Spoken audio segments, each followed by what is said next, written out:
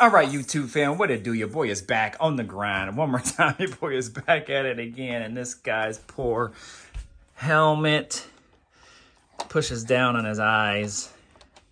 And I always got to readjust it. But you guys haven't seen him in a while. He's pretty big now. Pretty big. I think he's 28 inches tall or something like that now. And about 24 pounds. So he's about 99th percentile in his height. I think they say he is the average length of a 1-year-old or something like that. He has that height of an average 1-year-old. So growing pretty fast. Growing pretty dang fast. But yeah, this dang helmet pushes on his eye. He has to wear a helmet because when he was born premature. He always looked to his left. And so because of that, obviously his head was soft, you know, being a newborn. And for some reason, it really flattened the left side of his head. Now he has to wear this helmet. He actually got cleared to wear the helmet, so our insurance will cover it, so that's good. What they do is they take scans and laser scans and measurements and whatnot, and they build this helmet, and then they carve it out into an area and a space where his head can grow into the helmet. So what it does is it puts pressure. That's why his skin is pushing down on his eye, but it puts pressure in certain areas and it leaves gaps, as you can see in other areas, and it allows his head to grow in that space. So however long he has to wear the helmet is really up to him as far as how fast he grows and from there. But they're anticipating maybe up to 4 months, possibly. If not, if he grows faster and grows out of it faster, great. So anyways, my guy's rocking a helmet. I'm starting football early. No face mask. This video is in regards to this long list of things that I have done and written down. Well, I haven't even done them yet, but written down of to-dos for the Chevelle. As you can see, there's a lengthy list here that we have to get done. I would like to get it done before Memorial Day in May, which I think I can as long as I space it out and do what I need to do and try to get some time to get out there, because this little one sometimes doesn't want to let me go out there. What it do, y'all? So I am in the garage and we're going to go over this list right here of tasks and things that we're going to do on this vehicle come 2024. Now, it's going to be a lot of talking here and not a whole lot of work on the car, but I think this is pretty important because this list here gives us here a sense of direction and things that we need to attack, you know, kind of like from most important to last in order to get this thing where we need to be. So I want to take you along with me, let you guys know what I'm thinking, what I'm going to be doing to the car, and how we're going to go about it. All right. So again, a lot of talking here. If you guys don't want to hear me talk, then just skip ahead or whatever. But I think this will be a pretty good video, especially when you guys can see the vision that I'm going with this car. All right, so if you're new to the channel, y'all, definitely consider subscribing. Y'all go ahead and hit that notification bell. Stay with me, you guys. I got a lot of content coming, especially on this car. There might not be a whole lot of content on any of the cars just because I'm getting spread thin and I'm trying to take on one car at a time if I can. And man, it's going to be this one. I'm super excited to get this car dialed in for 2024. So you guys stick with me. Let's go over this list. But I want to go through this list here, and I want to go through it some in a little bit more detailed than other tasks that I have to do, but at least you kind of get a grasp on what we have going on. And I actually already started one of the tasks already, and that's taking the seats apart. Anyways, the car is here. You see I got some seat covers on the top. Engine is still intact. Hoping I don't have to take this dang thing out, but we'll see. Writing down things that I have to do, thinking of other things that I have to do.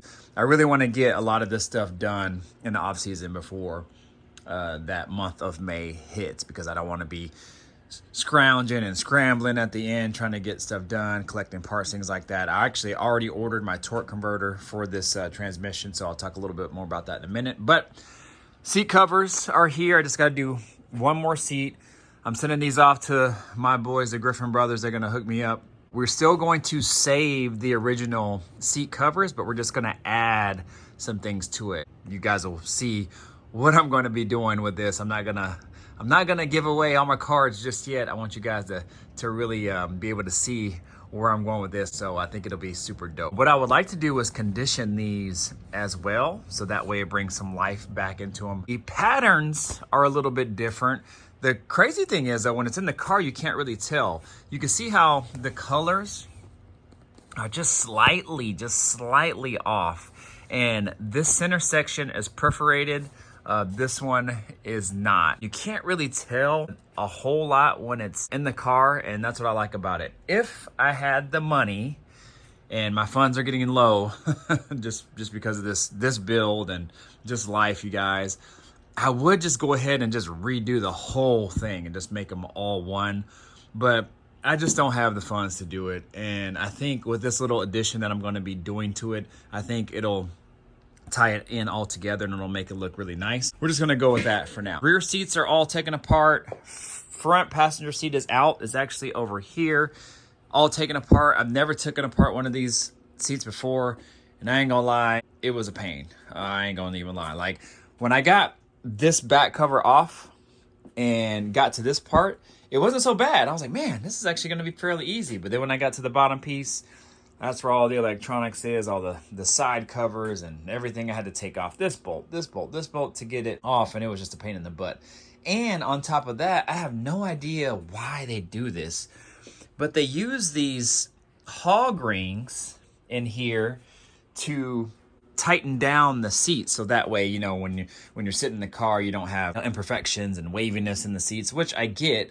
But every seat that I've ever taken apart before, they used Velcro. So they have Velcro on one side of the seat, and then they have the other end of the Velcro in here. It works perfectly. And even on, I think, one of these seats, the Camaro seats, they use, some was Velcro, some was the hog rings, but this was all hog rings. I mean, they had hog rings in here, here, every single slit, and it made it a challenge to get it off. You guys don't know what hog rings are. They're these little things. So what they do is there's a rod in here, basically right here. All right. And then they hook the ring around that rod, and then they hook the other end of the ring in here, and then they clamp them together. There's a hog ring tool I actually have right here. And you use that hog ring tool to ply them together and then basically close that ring, and that's what makes it kind of stay in place. And then you can see how there's still some rings in here. It was done all over the seat, and you know, in every crevice and things like that. It was a pain, man. But I'm excited to get that done because I actually didn't really want to do it. But I did it, and we got it done, so cool. So I'll probably try to do this one this weekend sometime. That way we can ship them out sometime next week. But so I have this list here, again, in no particular order, but we have asterisk marks next to the ones that I want to get done first. And I think the seats were one of the ones that I wanted to get done first. So we might be able just to go ahead and mark that one off this weekend. So anyways, just to go down the list real quick. So we have fixed oil leak. I have an oil leak coming from behind the oil pan. I'm not exactly sure where it's coming from. I've looked under there several times just to kind of see if maybe it's rear main seal or it's coming between the pan and the block. There's also a rear engine cover that it could be coming from as well. There's also a place where you have to stick RTV when you put that rear engine plate on, and then that also mates up to the oil pan as well. Sometimes that can get compromised, so there could be a couple of different places it's coming from. I don't see oil coming from the rear main. I see it more closer to the oil pan. So I'll take a look at that. We'll see. Replace torque converter. I have that on order. I'm going with a 2900 to 3200 stall. I have a 3800 stall in it right now. That's what the cam called for, so that's why I ordered it. I've never driven with a 3800 stall on the street. It says it's for track use only, this cam is, and that's what stall converter it called for, so that's what I went with. But man, it just doesn't make it as enjoyable to drive. So I talked to my tuner, and he said that I should be good with a 2800 to 3200 stall. It'll be perfectly fine on the street, even on the freeway, but if I was really taking it, like driving it hard on the track over and over and over with that 2800 to 3200 stall, it wouldn't be good. It just would not run good at all. But he said for the street, you should be fine. Pro Charger, CVF install kit, Pro Charger sitting right here. Wee! And then my CVF racing kit is under a bunch of boxes. Amazon boxes over there. If you guys can see, if I gotta zoom in, see that CVF logo down there in the bottom box. That's everything that I need to get this thing going with that Pro Charger. So that's a priority as well. So if the engine has to come out, I might just install everything with the engine out just to kind of make it easier. Then I'll just put it back in all together. But if I don't have to take it out, which is what I'm hoping, then we'll be good to go either way. Electric fans. These electric fans are just actually from the junkyard, but these are actually really good fans, and they come with the built-in relays and everything. But when my initial wiring into the ECU and the harness and everything, the fans worked great. I had a little bit of trouble kind of figuring out how those relays are wired in, because I think in the original car, they had several settings tied into the ECU, where since I didn't have that ECU and I didn't know how the wiring was routed, I had to kind of figure it out myself. So now the ECU is not turning on the fans, and I think I might have screwed something up on the ECU, like the outputs on the ECU for the fans. I called Holly. Holly said they've never ever heard of that before, the outputs going out to control the electric fans. They said it's very, very uncommon. They've never even heard of it before. It doesn't mean that that wouldn't have never happened, but they said it's probably pretty unlikely. However, I can also create my own outputs and inputs with this ECU. So I might try to do that as well, and then rewire the fans a different way, so that way they'll turn on with the ECU, because right now I just have them hardwired into a switch and turning them on and off myself. CAN bus wiring, I might have to get another CAN bus wire. I don't think that I do, but I wrote it up there anyway, just in case I do. Holly has a new 5-inch screen. So with these Terminator X's and HPs and Dominators, they come with a 3.5-inch screen, which are really popular. People use those a lot.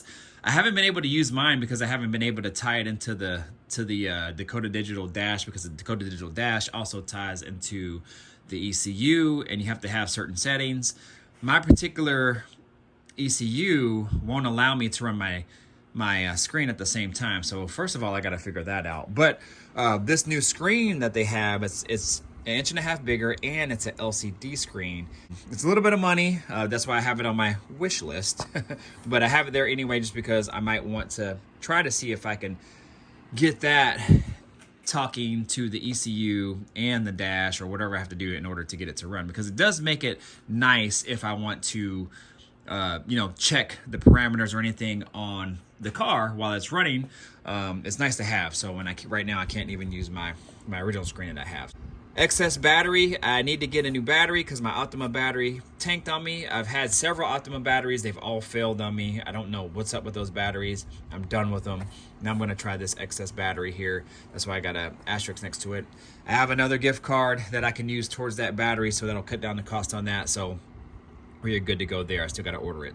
373 gears. I have a Ford 9-inch. Right now, there's 4 10s in it right now. I have a new set of gears over there. If you guys can see where it says, what is it? Oh, Richmond Gears there. That box with the checkered yellow, black checkers on it. So that has 373 gears in it. And I put it there just in case I want to try to attack that. I'm going to leave the rear end intact right now. That'll probably be like the last thing that I would do if I did change the gears, but I want to see kind of how it drives with the new setup, with the new torque converter, and I'll tune it, the best that I can. And I want to see how it drives with the 410s and the new setup. Install heated seat module. So I've been looking for one of these for like 2 or 3 years, ever since I had the seats.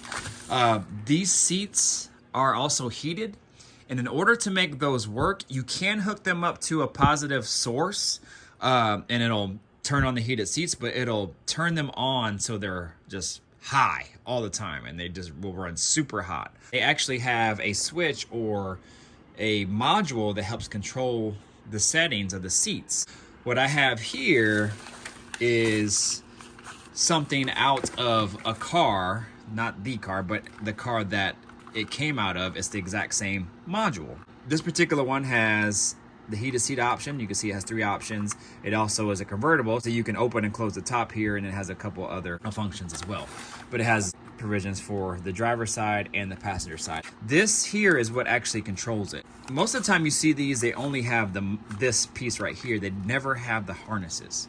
I don't know why. But this particular one, I seen it. I was like, oh man, they have the harnesses. So I swooped it up real quick.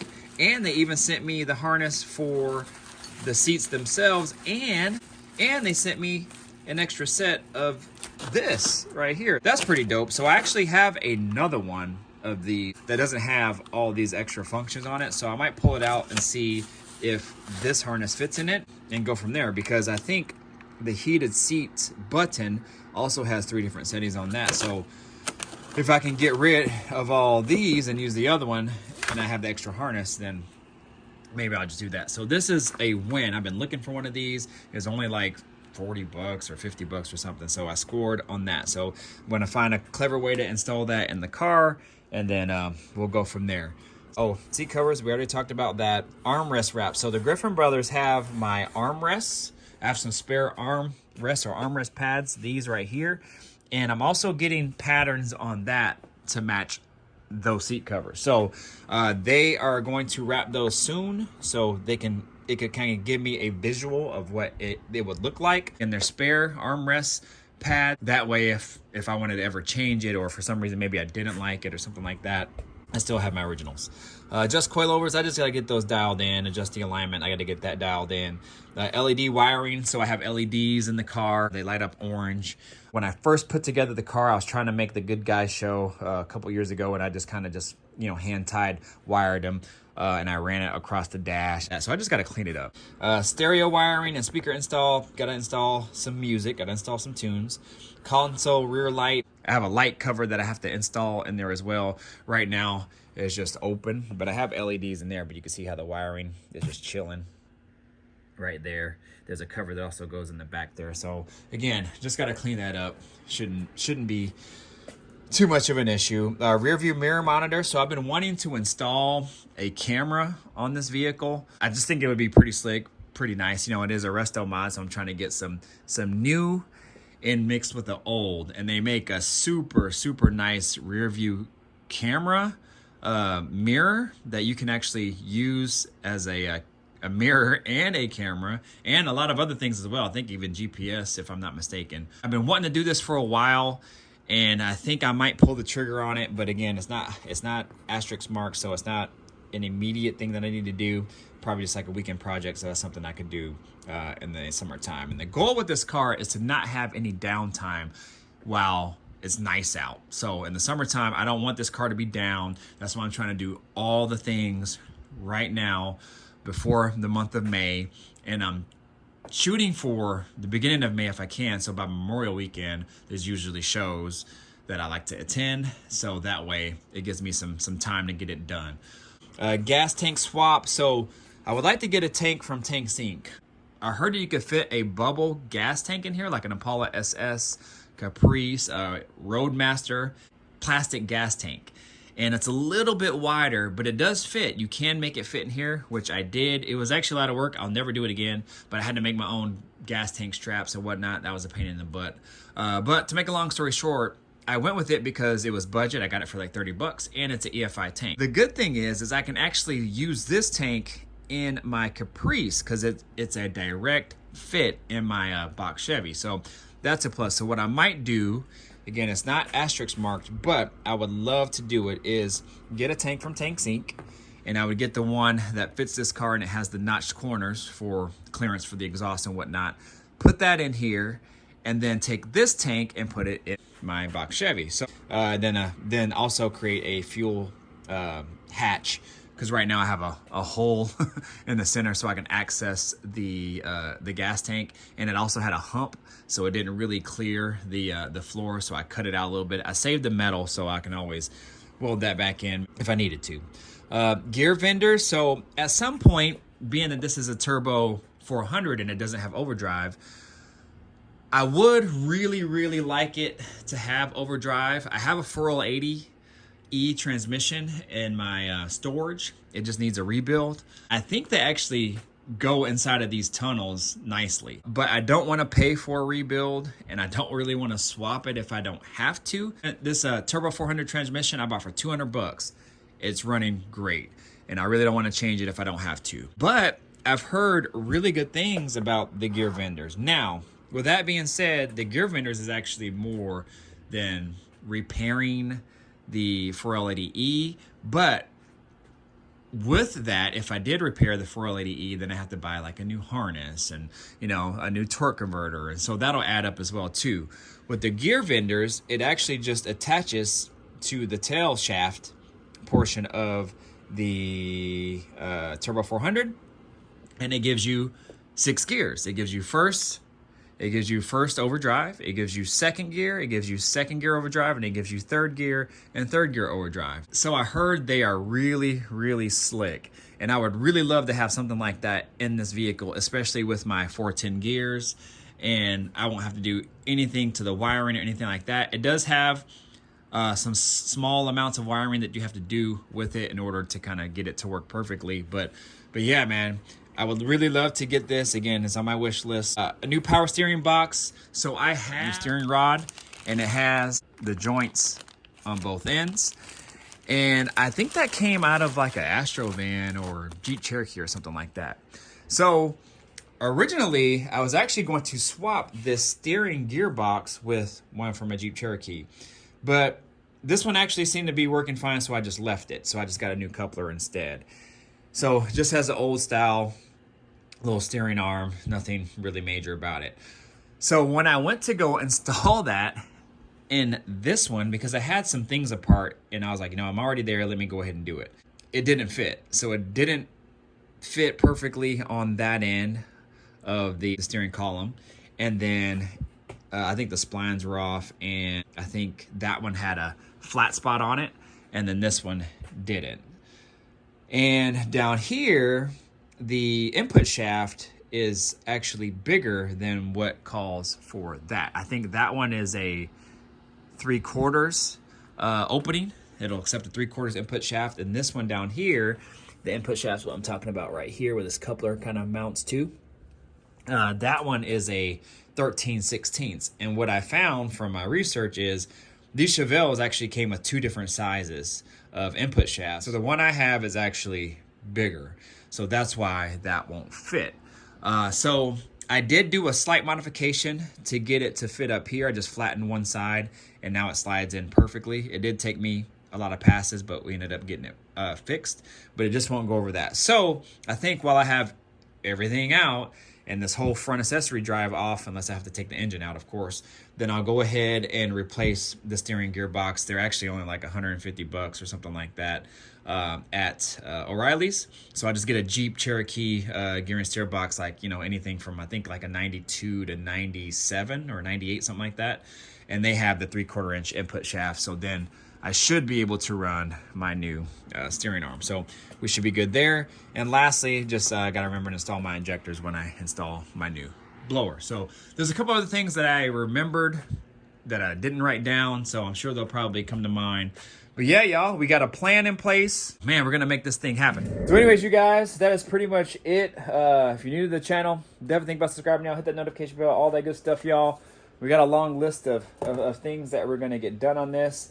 And this is pretty much kind of like small tasks, some big tasks, but really just a lot of cleanup just to get this vehicle where it should be. I'm super excited about this summer, y'all. Hopefully, I'm hoping that I have enough time to do all this, especially with the little one. But, you know, where there's a will, there's a way, and I'm going to try to make this thing happen. So, again, if you're new to the channel, definitely think about subscribing now. Hit that notification bell, all that good stuff, y'all. Mr. Griffin 23, I'm out of here. Deuces. Peace out.